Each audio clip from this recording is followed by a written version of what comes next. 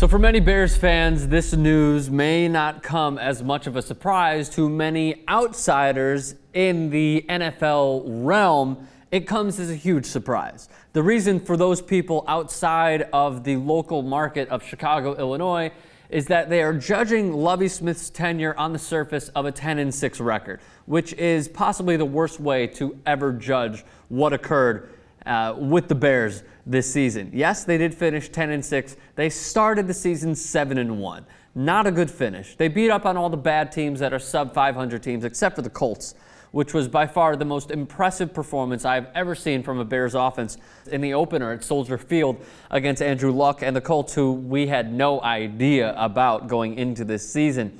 He overall finished 81-63 in his 9 years in Chicago, 3-3 in the playoffs. This past season, the offense was 28th in total offense. Throughout the years in his tenure, let me just tell you really quickly what the offense has done.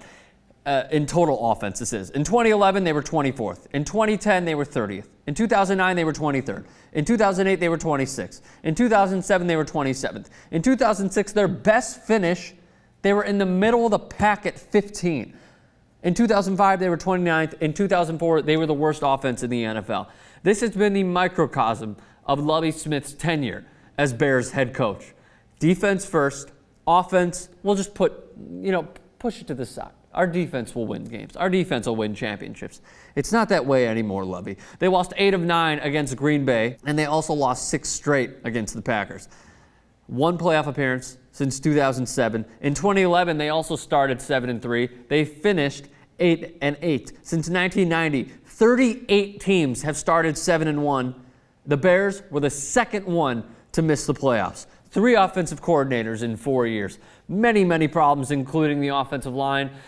Jay Cutler seemingly having 0 time, and the only reason that he stood upright the past few games was because the offensive line play improved a little bit, but it was mainly because he knows how to create plays with his feet. He uses his feet to roll around the pocket. I wish SportsCenter would have that SC scope or whatever where they track his feet, because the fact that he has to roll around like crazy and buy time for himself speaks volumes to the piss-poor offensive line play that the Bears have seen, and since I at least have been a fan since I came onto this earth in 1988. So now the replacement, Phil Emery, obviously firing Lovie Smith today, 1 day after they were eliminated from playoff contention. They took care of business in Detroit by this much, and then the Vikings knocked off the Packers to knock out the Chicago Bears out of the playoffs. So the replacements that many people are speculating, they want an offensive-minded coach. The Bears have never hired, at least in I believe 30 years, 35 years, 40 years maybe, they've never hired a former head coach. They've always hired a coordinator. So the guys that are on the short list, and some that you guys may know, Darrell Bevell from Seattle, Kyle Shanahan from the Redskins, Mike McCoy from Denver. Mike McCoy has done a fabulous job with the Denver Broncos. Tim Tebow came in with Denver, and he decided to come up with a solid game plan. So Mike McCoy, kudos to him. Obviously, Denver having the 1 seed.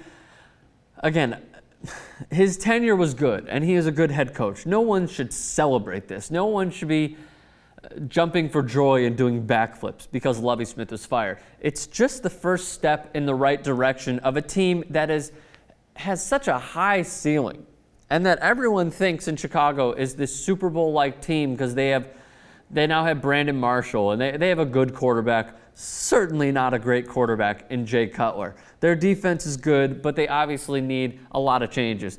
A few that come to mind, aside from offensive line play, they need another solid wide receiver. They need at least 1 more corner. Urlacher is probably gone after this year. Briggs, Tillman, Urlacher and Peppers are all on the wrong side of 30. They're probably going to need a new middle linebacker. Who that'll be, I don't know.